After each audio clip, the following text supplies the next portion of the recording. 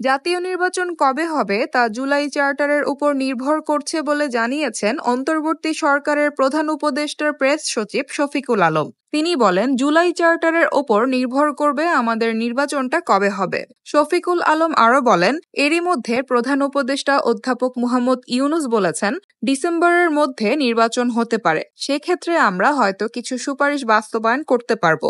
আর পরে যে রাজনৈতিক দল ক্ষমতায় আসবে তারা বাকিগুলো বাস্তবায়ন করবে। শনিবার বিকেল 2:45টার দিকে ঢাকার ফরেন সার্ভিস একাডেমির সামনে সাংবাদিকদের কথা জানান প্রেস সচিব। বিকেল 3টায় ফরেন সার্ভিস একাডেমিতে প্রধান উপদেষ্টা ও জাতীয় ঐকমত্য কমিশনের প্রধান অধ্যাপক মুহাম্মদ ইউনূসের সঙ্গে রাজনৈতিক দলগুলোর সংলাপ শুরু হয়েছে।